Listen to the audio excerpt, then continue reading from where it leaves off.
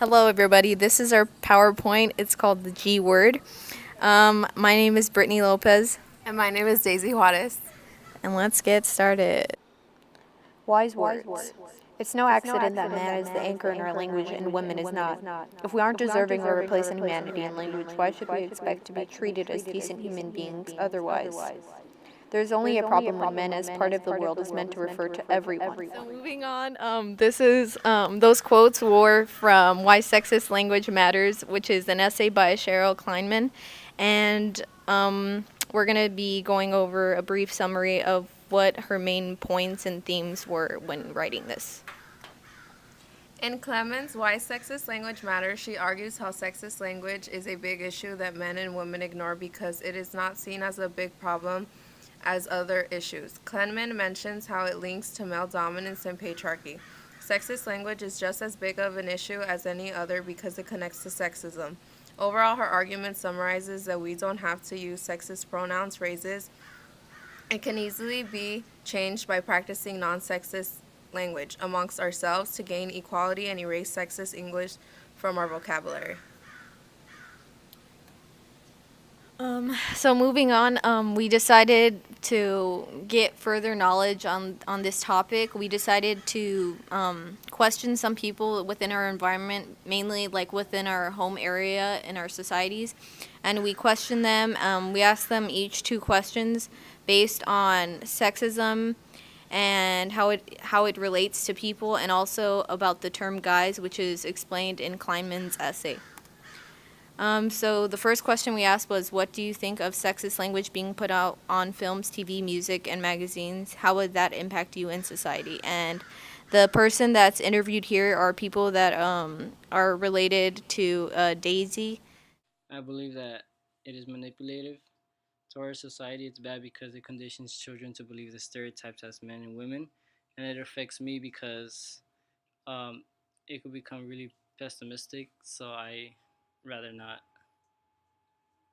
be stereotypical.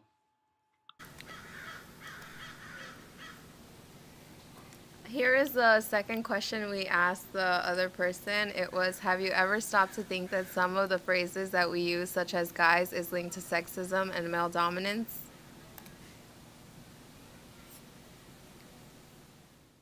I would say, I guess, because over time we got used to using words like guys and man when we're talking to friends. Even when there are women, you know, when there are women present, we sort of generalize those words. And yeah, I would say it's kind of sexist in a way.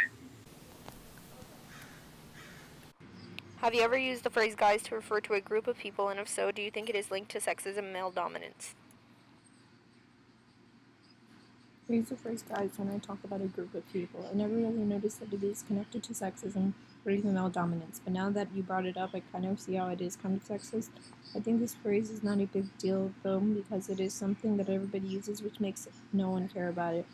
If everyone were to be alert about these things, they would look more into these things. Do you think sexism is relevant in our everyday lives, and if so, how? What are some examples you have seen or even experienced? I don't really know a lot about the topic of sexism except that it stereotypes certain genders. I can say that I've been accidentally sexist a few times when I make a comment about a certain gender. I've also been judged by someone with sexist views who judged me and saw that I was a bald man, that I was instantly a part of a gang. It is something I do not like because it makes me feel like people see me as a monster, seeing as they tend to stare for some reason. Part would go. Moving on, after the interviews, we dealt more with like understanding the terms of sexist language. So, what is sexist language? Sexist language is language that illustrates the imbalance between the sexes, sexism that is embedded in language, and the ways in which language represents and perpetuates gender stereotypes. So, pretty much, it's like generalizing certain genders in which that they're connected to it. So things like, oh, you play like a girl, referencing that girls are weaker than boys when it comes to things like sports or stuff like that, or things like, oh, you're like saying certain things that are relating to a gender, like giving characteristics to a gender. Even though not all people are the same, people generalize certain genders and give them characteristics to make genders become this human form thing. It's pretty much personifying genders in a way when you use sexist language. And a continuation to that is that it can be used as insults, which previously an insult would be that you play like a girl, which I don't see that as an insult, but some people do. Like if you were to tell, most commonly, like when I see it, when boys tell other boys, oh, you're acting like a girl, or don't cry, you're being a girl, stuff like that, they see those as insults when I don't get how being a gender is an insult. Like using a gender as a way to give an insult by saying they're a girl or acting like a girl, that they're either weak. So they build these characteristics and use them as insults. And sexist language fails to reflect the presence of women in society adequately. And examples are overuse of gender-specific pronouns, like she, he, things like how Kleiman explained the guys thing when you generalize certain people and kind of misuse the phrases in a way. Use of man to refer to all people, the thing about guys, where you go and say you go into a group, you're like, hey guys, what's up, blah, blah, blah. It's kind of referencing that those people are men. Say there's 3 girls, but one guy. It's just like a form of nature to say, hey guys, but it's like people don't realize the harm of it and how it connects to sexist language. And the overuse of gender-specific job titles, which will be explained further. And stereotypical words such as virile and ladylike, which are connected pretty much to genders. So certain words are connected to genders. In this case, viral, I don't know why I'm saying virile. Viral is connected to a man, and it's having strength, energy, and a strong sex drive. So these characteristics are what this definition is saying is part of a man's characteristics. To be strong, to have energy, those are commonly related to men. So if women are seen like that, they're seen as manly instead of just being strong or anything like that. And ladylike, it says it's appropriate for or typical of a well-bred, decorous woman or girl. So being ladylike can sometimes be used as an insult, but it's generalized to be compared to women or girls. And if you can see for the synonyms, as for the first one, it's manly, masculine, male. And for the second one, it's well-mannered, elegant, respectable. So these are things that they pertain women to be like, what they should be like in order to be ladylike.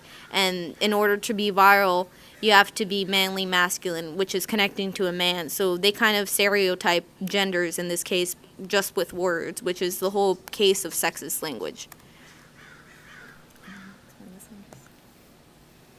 Right here are visuals of languages that people use, like man saying to each other, man up, or telling a girl, don't be a pussy because I don't believe that any gender is inferior. And a guy saying the word like bitch to his friends, or a girl even calling another girl a bitch could be like an insult. And always saying no homo when you should just be like happy of like who you identify yourself as.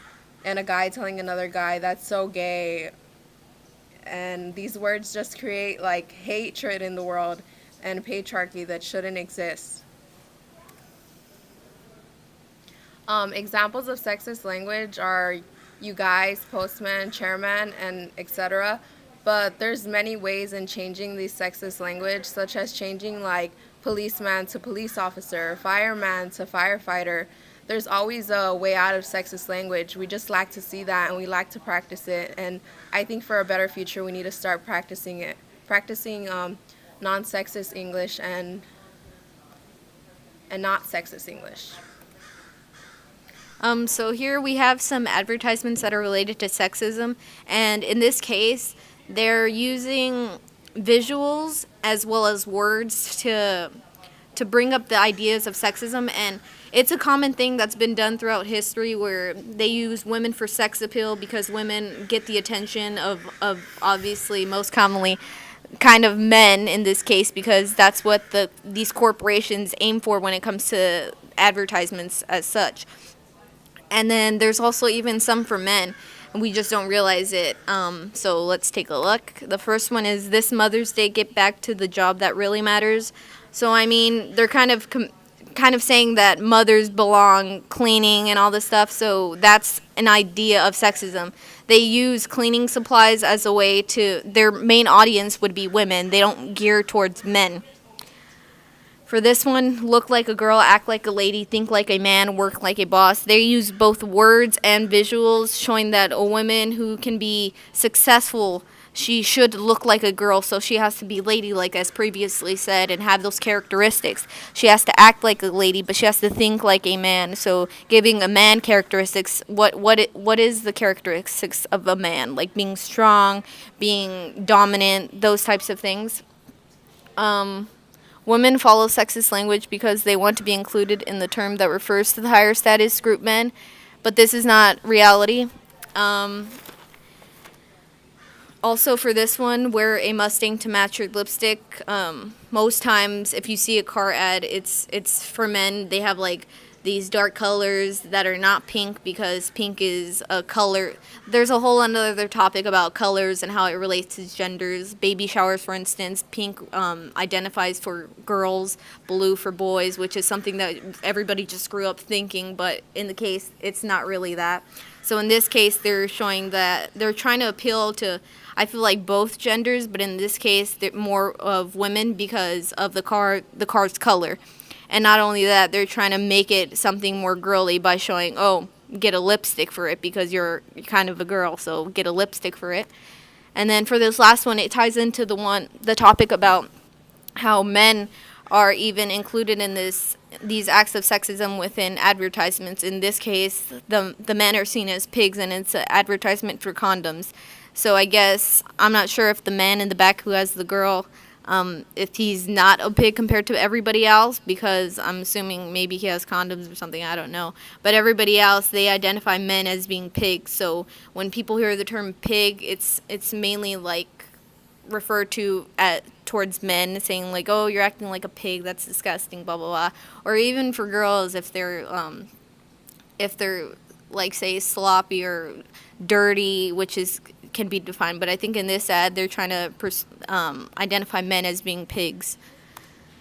And then this last one is cheat on your girlfriend, not on your workout, which is a weird thing to have for an advertisement, but it's trying to appeal to men by saying, like, by giving relationships just like a sense of humor, which is, in this case, it doesn't really sound right. Saying that these men should work more on their figure and on how they look rather than on what's important to them. These images show a young boy and a young girl. The first image shows a boy, masculine gender, identifying a boy that he has to grow up being masculine, and a girl, feminine gender, identifying that a girl has to grow up being ladylike. And this carries on through as like children grow. They tend to believe that a guy has to be masculine in order to prove that they're a boy, or a girl has to be feminine in order to prove that like they're ladylike. And basically, like, the words boy and girl don't really like show like the person that they are. Girls prefer to be called mainly women, men, and boys tend like want to be called men. It's just a way of showing like that their maturity. A quote that we chose was, "This is the language of a patriarchal culture," and the language is she, woman, female, human, person. And these languages are patriarchal because they all have the word man in it, male or son, and they don't really carry on the words of females. This is just giving a description of what sexism is, just to give a brief summary. It's discrimination on the basis of gender. While it is primarily women who are affected by sexism, it can be used to discriminate against both men and women, and most importantly, other identities. The next slide is alternative to sexist language, gender neutral language. Basically, we need to learn how to use gender neutral language. It's non-sexist, and it is a language that attempts to refer neither to males nor females when discussing an abstract or hypothetical person whose sex cannot otherwise be determined. English does not have a system of grammatical gender for nouns in general, instead uses gender-specific pronouns. So this is an example that we previously said about how genders are used as insults or to identify a certain group. So in this case, it's a picture. It says, "Son, you throw like a girl raised in a patriarchal society that discourages women from participating in sports," which kind of just shows us that that insult is based around things that are discouraged towards women, that women aren't really seen in sports, so therefore they use that as an insult. Things that are not seen tend to be used as insults because nobody knows about them, so people just carry it on like it's nothing. And in this case, it kind of just raises the idea about that. Overall, Kleinman raised a lot of good points revolving around sexism, which helped strengthen the factual side of our project when needed. Furthermore, this project helped raise awareness about the impacts of sexist language and the many forms it comes in. Sexist language is becoming normalized, but should be changed in order to be inclusive towards all people. If not, we will continue to live in a world that flourishes off the ideas of sexism and, more importantly, sexist language.